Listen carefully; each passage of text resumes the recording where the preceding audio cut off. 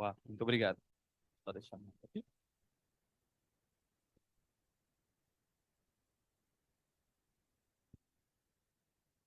Obrigado.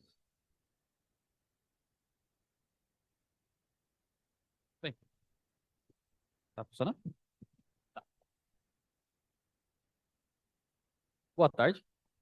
Já dá para dizer que já é boa tarde, apesar que a galera já está indo almoçar. Ah, eu sou um homem de estatura alta, de pele clara, cabelos e barba negra. Ah, Estou usando uma blusa preta e uma bermuda jeans. Bem, hoje a gente vai falar um pouco sobre um tema que está ganhando bastante popularidade nos últimos meses, anos, que é a parte de arquitetura de software. Mais em específico, como que a gente mensura a qualidade de uma arquitetura de software. Você pode estar se perguntando se tem alguma relação com qualidade de software diretamente. Tem um pouquinho a ver, mas tem algumas nuances que são um pouco distintas e é isso que a gente vai estar explorando hoje. Falando um pouco sobre mim, eu atuo na área de desenvolvimento há mais de 8 anos, tá chegando a uns 9, quase 10. Daqui a pouco a gente faz o aniversário. Eu sou um arquiteto de front-end e também atuo como um tech lead em diversos times. Essas aqui são as minhas redes sociais. Se quiserem seguir, a gente troca uma ideia. Fiquem à vontade também. Bem, para começar, acho que o ponto principal é a gente se questionar. O que é uma arquitetura de software? Dá para a gente explorar muito esse tema. Eu não vou me prolongar muito, porque eu acho que a coordenação ia ficar meio chateada comigo. Mas acho que a gente pode resumir de uma forma um pouco mais sucinta que vai atender bem o nosso objetivo dessa palestra. A arquitetura de software, ela é uma definição que ela pode ser definida como uma forma da gente estruturar o fundamento do nosso produto, dos nossos serviços, de um sistema de software, visando ter o sucesso no curto, médio e longo prazo. Um ponto importante é que isso consiste na capacidade da gente combinar os requisitos de negócio, entender os requisitos de negócio que o nosso sistema tem, o nosso produto tem, mas complementar com requisitos não funcionais. Esses requisitos não funcionais também são conhecidos como qualidades ou atributos de qualidade de software. Alguns exemplos que a gente pode citar é disponibilidade, segurança, desempenho, testabilidade, escalabilidade, confiabilidade. No inglês fica tudo com um final itis, né? Então, deployability, testability, security. Então, tem vários cenários assim. Então, é até um termo muito comum nessa parte de desenvolvimento de software, de arquitetura de software, inclusive. Mas vocês devem estar se perguntando, só existe isso? Só são essas as qualidades? Ou tem mais alguma? Tem alguma que não faz parte? Isso é um processo muito evolutivo e muda muito com o tempo. E também muda muito de empresa para empresa, dependendo dos focos deles. E é importante definir que, para diferentes arquiteturas, existem diferentes prioridades, diferentes qualidades que devem ser prioritárias para esse cenário. Então, se a gente pegar, por exemplo, um cenário de um e-commerce, obviamente a parte de desempenho e escalabilidade é muito mais relevante, por exemplo, do que segurança. Não que segurança não seja um fator decisivo, mas é uma coisa não tão prioritária. Do outro lado, quando a gente vê, por exemplo, um sistema bancário, esse sistema é um processo que se inverte um pouco, porque segurança é o foco, porque a gente está falando com dinheiro. O dinheiro das pessoas é super importante, a gente não pode tratar de forma leviana a segurança. E mesmo quando a gente trata o mesmo segmento, pode ter diferentes priorizações de empresa para empresa. Então, a gente pode ter diferentes e-commerces tratando os atributos de uma forma distinta, com questões de prioridades distintas. Bacana. Mas por que eu vou mensurar uma qualidade de software? O que eu ganho com isso? Para isso, vamos dar uma olhadinha no ciclo de desenvolvimento de vida de um projeto de software. Inicialmente, a gente tem uma ideia, uma concepção de uma ideia de negócio. Consequentemente, a gente faz o levantamento dos requisitos, o que a gente precisa para, de fato, entregar esse produto. Aí a gente passa para as definições de arquitetura, onde a pessoa arquiteta ela faz as definições necessárias para aquele produto ser viável, incluindo as questões de qualidade, os atributos de qualidade. O time de desenvolvimento produtiza isso, tira do papel, vamos dizer assim. E por fim, a gente entrega o produto muito feliz. Muito bonito isso, né? Mas um pouco descolado da realidade. Não é uma coisa tão linear. Até porque a gente faz muitos anos que a gente não lida com um aspecto mais cascata. Se eu lidasse com isso, eu perderia muito o time to market, porque eu estou tendo muito tempo para fazer, por exemplo, definições de arquitetura, e o time de desenvolvimento está parado praticamente, esperando com que as coisas sejam de fato definidas para que eles consigam fazer o desenvolvimento, e assim, de fato, eu conseguir entregar o meu produto. Algo um pouco mais próximo do que a gente tem é realmente um ciclo, pelo próprio nome. Então, nesse caso, o que a gente tem é justamente toda essa parte de eu tenho a definição, o desenvolvimento e a entrega, mas eles sempre são complementares. E dessa forma, a gente não está de forma isolada dizendo que o papel da pessoa arquiteta fica somente nas definições de arquitetura. Ele está, ou deveria estar, em todas as fases do nosso produto, justamente para ele estar acompanhando e garantir que as entregas serão feitas de qualidade. Então, respondendo a nossa pergunta inicial, na verdade é a segunda, ah, permite por que que a gente vai mensurar? Porque a gente consegue ter previsibilidade, a gente consegue ter uma tomada de decisão bem mais assertiva, porque com a mensuração e entender os pontos falhos, a gente consegue entender de fato a melhor decisão que deve ser tomada para o nosso tipo de sistema. A questão de previsibilidade, a gente consegue prover e entender o que deve ter mais foco. A gente entender cenários adversos, cenários de gargalo, por exemplo, em cenários de e-commerce que a gente tem a Black Friday, entender o que eu tenho que priorizar. O meu cenário que hoje está calmo, amanhã não vai estar tão calmo. Então, como que eu priorizo isso? Como que eu entendo se minha arquitetura ela vai suportar esse tipo de cenários adversos? E também definir as prioridades para concentrar os esforços. Então, no final das contas, todo desenvolvimento ele tem um custo. Então, a gente precisa saber onde que a gente vai empregar esse custo, onde que a gente faz sentido a gente priorizar e conseguir fazer a entrega de fato para ter o menor custo e ter a entrega de mais qualidade. Bem, e existem alguns mecanismos que a gente consegue utilizar para fazer uma mensuração boa de uma qualidade de uma arquitetura de software. A primeira deles seria um aspecto mais de medições da infraestrutura, então utilizar logs, traces e realmente métricas, utilizando através de alguns monitores, por exemplo, até recentemente a gente estava aqui com o pessoal de DevOps, então toda a parte de DevOps já estaria algumas informações que a gente conseguiria utilizar da nossa infraestrutura e a gente conseguir metrificar isso. A parte de análise, então analisar tanto a parte de design, então toda a parte de componentização, de design de código, de fato, né, que é a parte de arquitetura, e também a análise de software. Então isso envolve mais realmente o desenvolvimento, onde a gente faz uma análise do código em si. A gente pode utilizar estimativas e modelos, então utilizar um esquema mais de benchmarking, entender, ok, eu preciso fazer um sistema que tem essas características, a necessidade desses atributos de qualidade, qual sistema é bem semelhante, o que eu já fiz antes, o que já foi feito antes, o que eu posso usar como base comparativa e entender se é uma coisa que eu posso seguir no mesmo caminho e tomar como uma base interessante para o meu sistema. Apesar que isso aqui é um pouco mais imprevisível, um pouco mais não tão certeiro, vamos dizer assim, preciso, é um modelo que pelo menos dá uma estimativa bacana para a gente ter uma ideia até onde a gente consegue ter um refinamento melhor.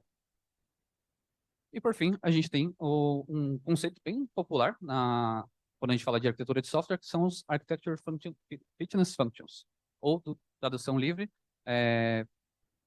funções de adequação de arquitetura. Aqui eu tenho um gráfico de um desenho dizendo o que compõe a parte de Fitness Functions, onde a gente tem a parte de monitoramento, os unit tests, as métricas e a parte de Chaos Engineering, que a gente vai falar um pouquinho melhor. E como que funciona essa questão de Architecture Fitness Functions? Nome bonito. A gente define uma métrica, então a gente tem que definir o que eu quero mensurar, o que eu quero alcançar com essa definição dessa função. Por exemplo, eu quero ter uma mensuração de quanto tempo de resposta o meu back-end ele tem. Logo em seguida, eu faço uma categorização entre as questões de escopo, por exemplo, se ele é atômico, se ele é holístico, questões de cadência, quanto ele vai ficar executando, de forma automática, temporal ou manualmente. O resultado, se vai ser uma coisa dinâmica, estática. Invocação, automática, manual ou temporal. A proatividade, se ela vai ser determinística ou intencional.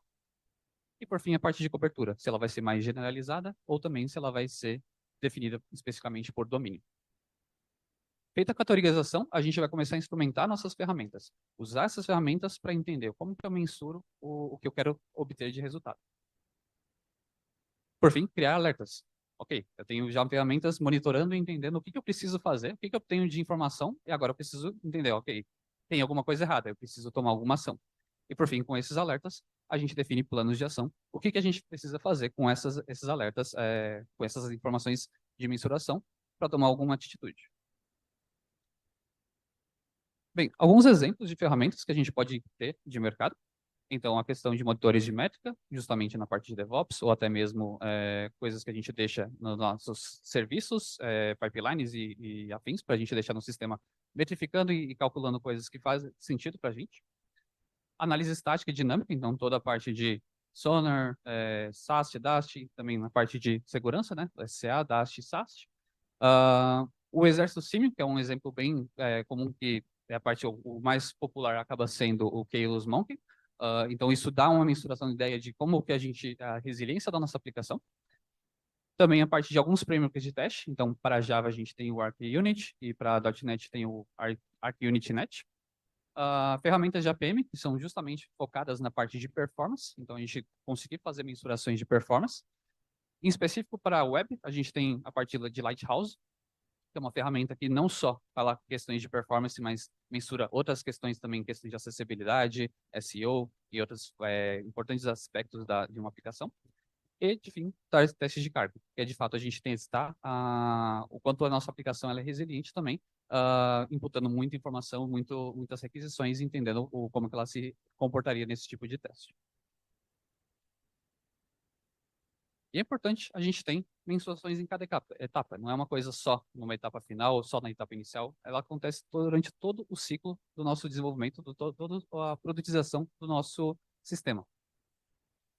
Então, por exemplo, na medição para a parte de arquitetura, a gente consegue fazer métricas de acoplamento, entender, por exemplo, a estabilidade dos nossos componentes, o quanto um componente depende do outro e o quanto isso gera um acoplamento cíclico ou não.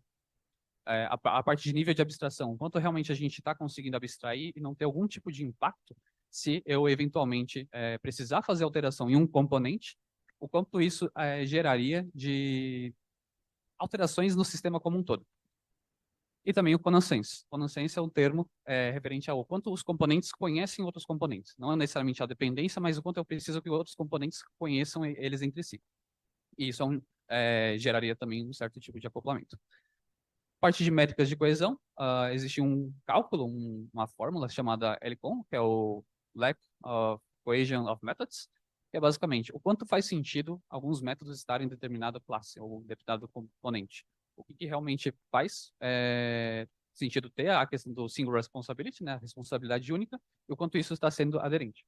E, por fim, adesão aos princípios de arquitetura. Por exemplo, o próprio Solid, já existem vários princípios que a gente precisa se adequar e entender. Apesar disso não ser muito quantitativo, é mais qualitativo, de fato é uma mensuração que a gente precisa ter, o quanto a nossa arquitetura ela segue esses princípios e ela está mais próxima, e o quanto faz sentido, de fato, ela seguir. Já na etapa de desenvolvimento, a gente tem algumas coisas um pouco mais previsíveis ou até mais quantitativas para a gente avaliar, que é de fato a parte de manutenabilidade, então a complexidade ciclomática, cobertura de código, o quanto a gente tem duplicidade no nosso código, o quanto a gente está fazendo de fato alguma coisa nesse sentido, testabilidade, a cobertura de código, o quanto a gente tem, isso bem alinhado com o que a gente precisa, e as métricas de segurança. Então, se há vulnerabilidade, se a gente tem algum requisito de alguma dependência que está afetando, então tudo isso ele tem uma análise completa sobre essas questões. E, de fato, o nosso produto. Então, a gente precisa entender a questão de latência, throughput, uso de recursos, o quanto a nossa CPU está sendo gasta, além de outras questões muito importantes que a gente tem de disponibilidade. O tempo médio entre falhas, tempo médio de recuperação. Então, são algumas métricas que a gente consegue ter para entender o quanto a nossa arquitetura está bem disposta e está resiliente com cenários assim que a gente vai acabar tendo. E tem essa questão do ciclo de uma arquitetura evolucionária. O conceito de arquitetura evolucionária não é que ela está ali para evoluir, ela está tendo um ciclo onde ela tem uma resiliência, ela consegue se manter viva, vamos dizer assim, Porque o conceito de evolução é o que a gente trata isso. A gente não está dizendo que a pessoa está sempre evoluindo a princípio para ter um crescimento. Às vezes é para ela se manter estável e, de fato, ela não precisar ter algum tipo de quebra.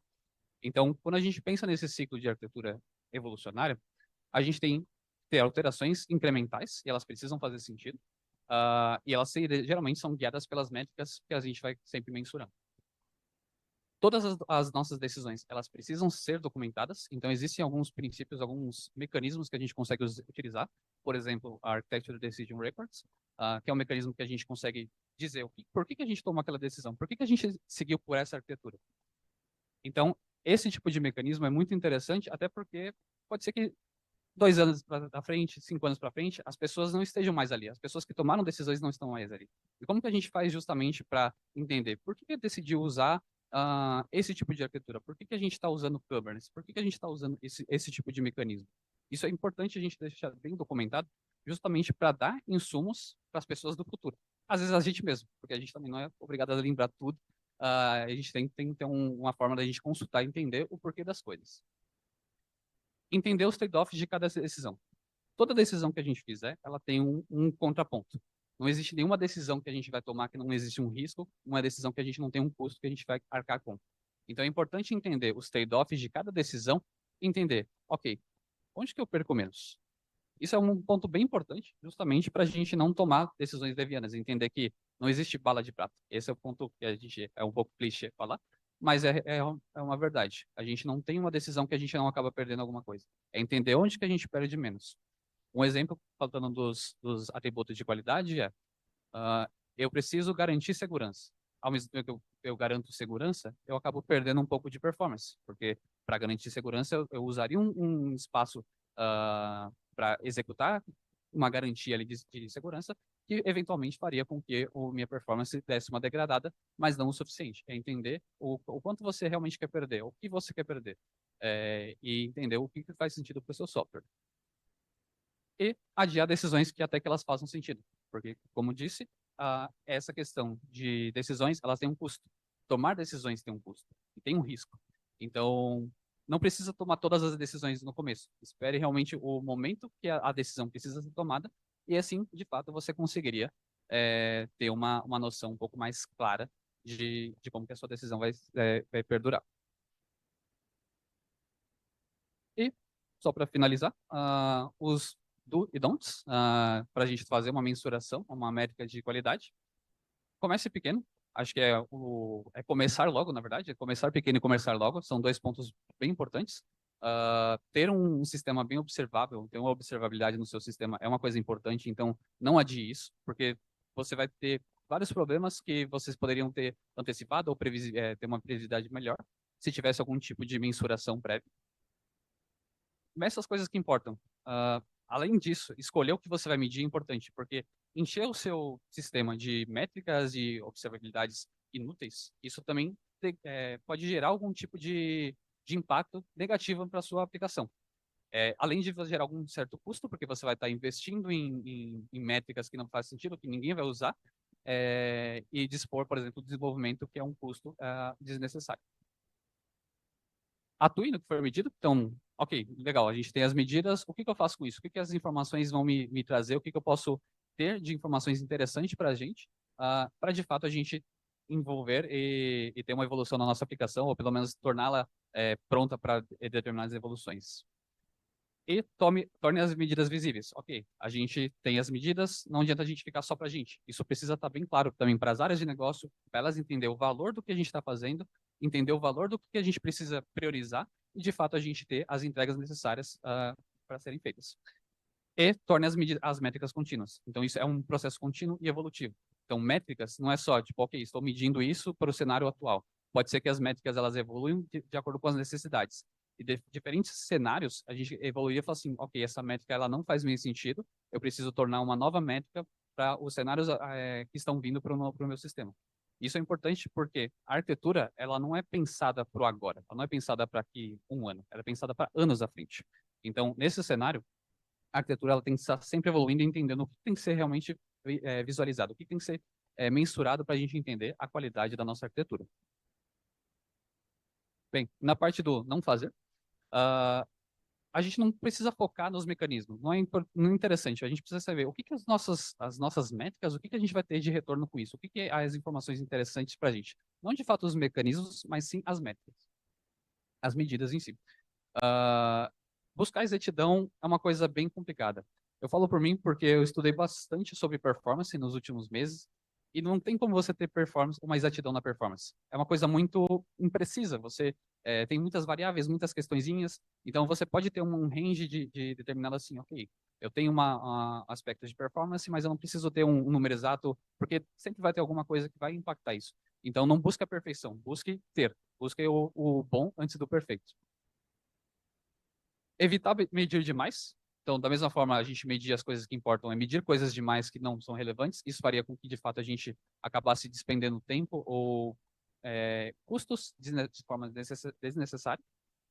Ah, escolher medidas só porque elas são fáceis. Então, ok, eu consigo medir isso, mas realmente, qual que é o valor dessa medida? O que vai trazer de benefício você saber, por exemplo, quanto tempo leva para você fazer uma chamada HTTP, por exemplo, para um serviço back-end? Ok, isso é realmente uma métrica que vai fazer algum benefício para a sua arquitetura? Ou de fato é uma coisa que você só fez porque, ok, dá para fazer? E é uma informação que ficaria ali pendente e ninguém utilizaria para nada. E, por fim, não utilizar o que foi medido. Então, da mesma forma, o contraponto, a gente precisa tomar ações sobre as nossas medidas, a gente também precisa, tudo que a gente mediu, a gente usar. Porque senão foi um gasto, um recurso inutilizado que a gente acabou não utilizando legal. Bem, é isso. Essas são as minhas referências. Esses quatro livros sobre arquitetura. São muito bons, eu inclusive recomendo. A única ponto deles é que eles são todos em inglês, mas a leitura deles é bem tranquila e em livros digitais a gente consegue fazer, a tradução é bem tranquila, a leitura é bem leve. Então, super recomendo, são quatro livros incríveis. É isso. Esse aqui é minha palestra aqui no Speaker Deck. Então, se quiserem ter acesso a elas, eu também vou postar depois no LinkedIn. Mas aqui, quem já tiver querer baixar, fica aqui à vontade. Vou deixar um segundinho para vocês.